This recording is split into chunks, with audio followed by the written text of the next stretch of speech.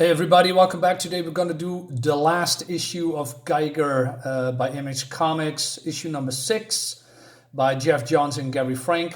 It's a big one, so let's dive right in because I have a lot to say. I'm going to skip a few pages that I don't think that's really important. And we switched to, I believe his name is, Henry. And Henry is sick. He has leukemia, but he doesn't know that, and he is enjoying himself by eating ice cream. But then he noticed that nobody is answering why he is talking to them. And then Tariq and his sister are barging in, and there's a soldier been thrown into the room as well.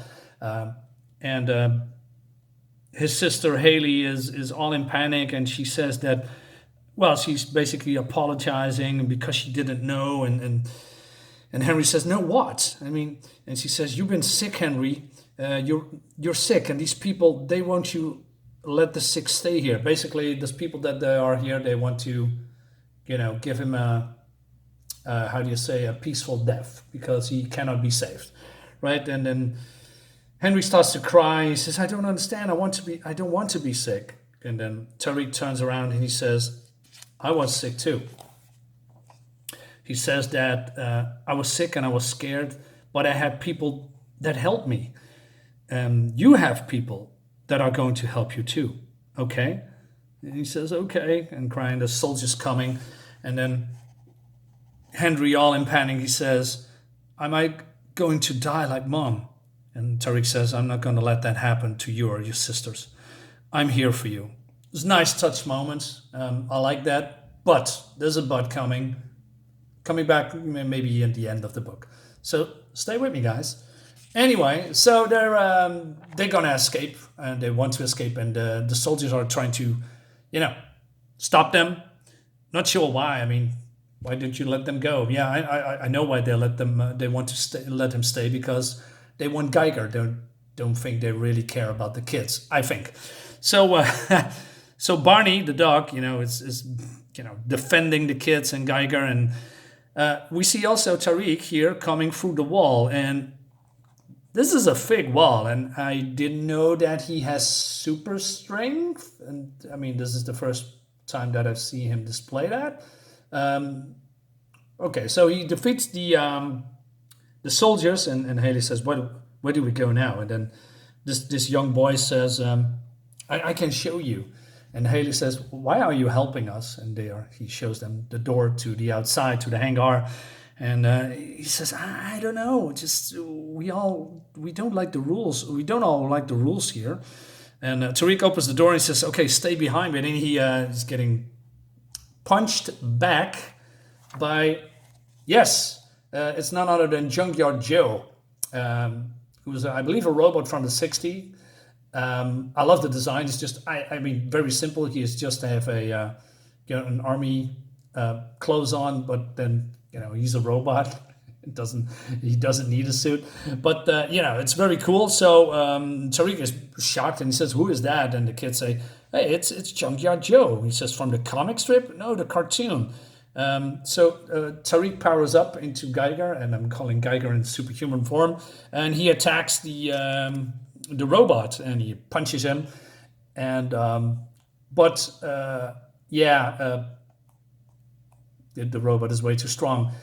So he breaks one of the rods, and that's an important thing because the rods, maybe I talked it already into the other issues of Geiger. The rods powers Geiger's down because his energy is building up, and the rods, keeps him from exploding. So he breaks one, and that's not a good thing. So he puts one of the rods, puts them in the ground, and then he attacks again the robot, and he says, "What the hell are you?" he says, and he melts the helmet of Junkyard Joe, but Junkyard Joe is not melting at all itself, and he says, "Shit." Right off the bat, props to Gary Frank and the colorist. It's freaking fantastic, the art. Gary Frank can do no wrong, in my opinion. He is one of the greatest artists, since the 90s, and he is only getting better and better. yeah, and the colorist, I forgot who it was, but let me real double check it. It's Brad Anderson. I mean, yeah, the colors spectacular, really cool. Okay, where's my resolution? Here it is. Okay, moving on.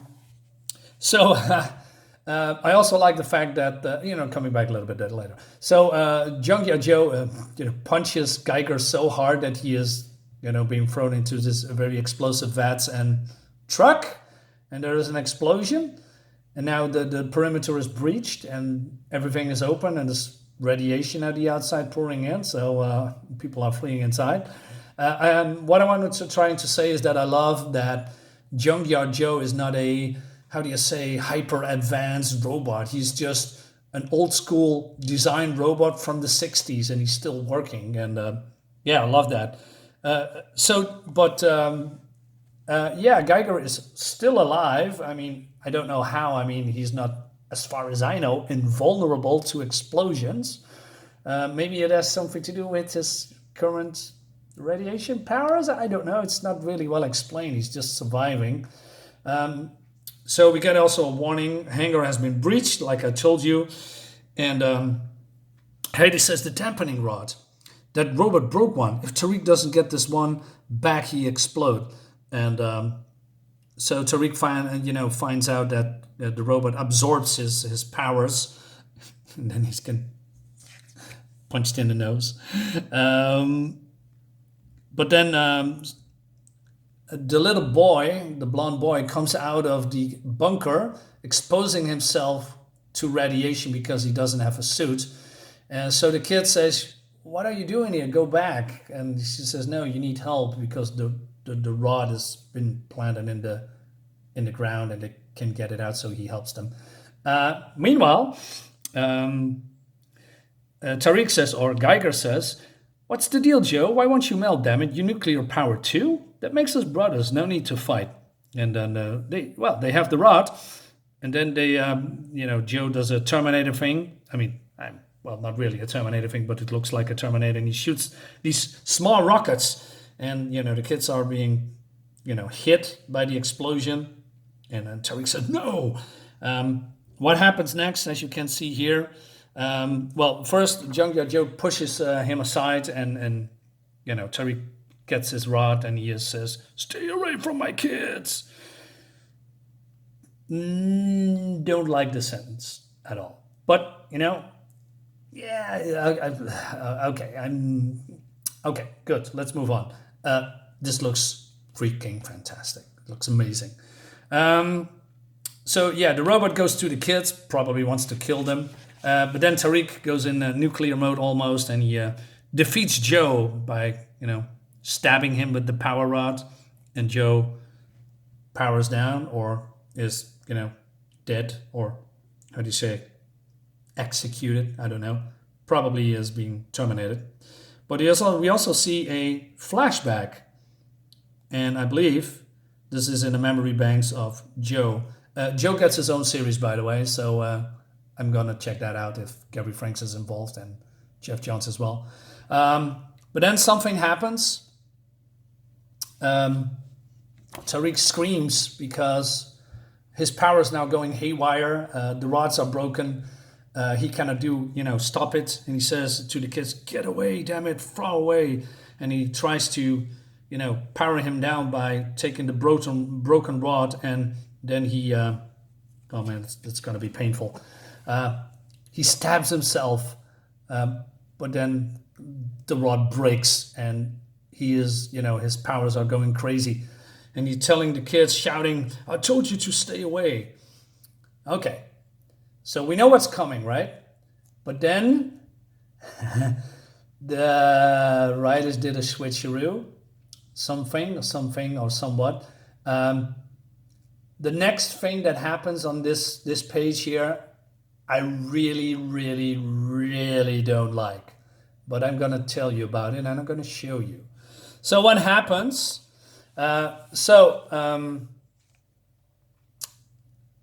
So he's powering up. His power's going crazy. Radiation is flowing, all over him. And the kids are saying, "Tariq, listen to me. And Tariq says, no, I cannot control this. I never could. Please go. And then this happens. So they reach with their power suits on, with their radiation suits, into this whole vortex of energy and radiation. And then they touch him and he powers down. And they say, you won't hurt us. We're family now.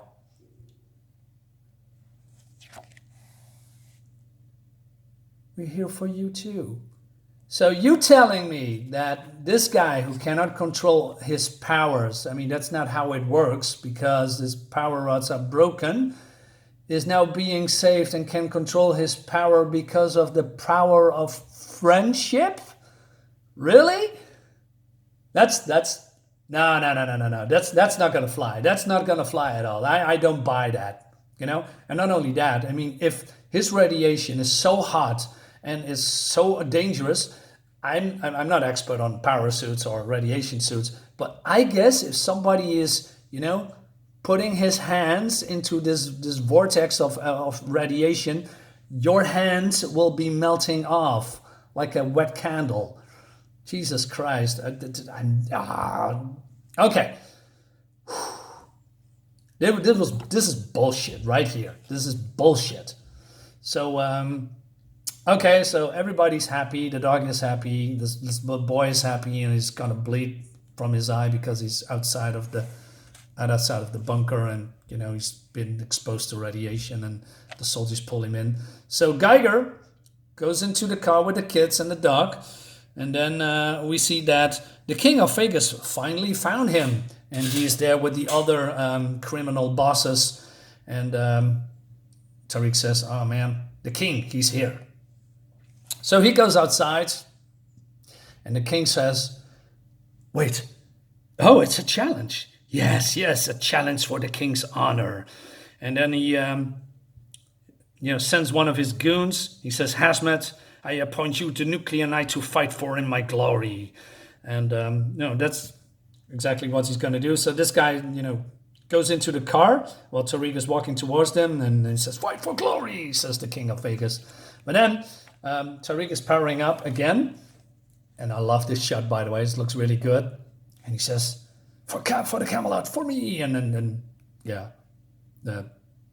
he blows up the car, or he basically melts the car. Again, looks freaking fantastic. So the king of Vegas is so shocked, and all the bosses also. So the other bosses leave the king of Vegas and says, "Hey, dude, you're on your own," and they are driving away. But then before Geiger, or Tariq now, because he powered down, goes away in the car again, he shouts to the king, "Boulder City, 1 week sunset." Boulder City is, believe, his hideout, from where he lives for a very long time. And the king is mad, and he says, "Call my nuclear knights," he says. And this underling says, "Which one, sir?" "All of them, you idiot." And so he goes to a place because he told the kids there is a woman there that helped him in the past. And it's the Nurse Red. And okay, she has a red suit. Okay. And Nurse Red says, "We've been told to kill you on sight. You know that." And he says, "I have sick kids here and they need help." And then he says goodbye to the kids because he's not coming back. And the kids are sad. And even Barney is sad, the dog. And he leaves.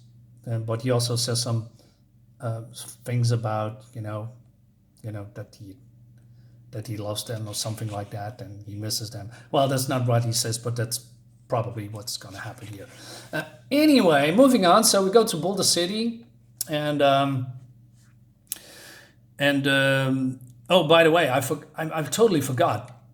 I'm sorry, guys. I forgot that this whole narrative is been told by our buddies. These. I'm sorry. Wait a minute. Where is it? Yeah, these guys. These guys from the beginning. These fire camp guys. They told this story. So this story has already happened. I cannot believe I forgot to tell you that. Okay. my fault. My apologies. So, okay, I'm going back here. So they say, so Geiger went home. He read his favorite books. He did the dishes. He took down the wall. He buried his family, and he waited until sunset. And then says, "Glowing man." And this is the photo of his family, and this is him.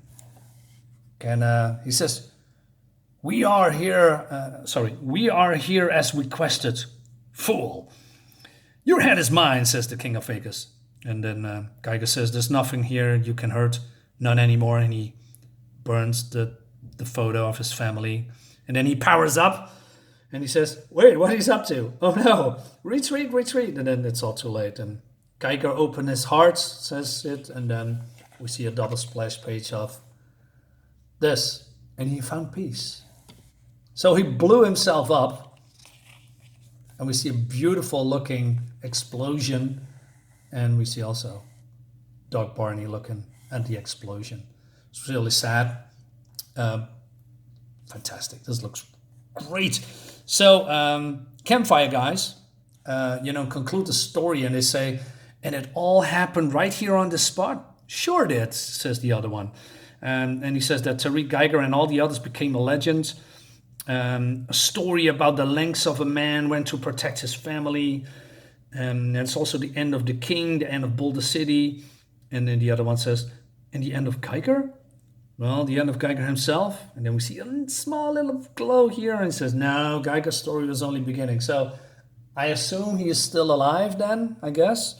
But the end is not, well, it's not really the end, but the end is more like that these bosses are, regrouping and they are, say that this part of the chapter with Geiger is over.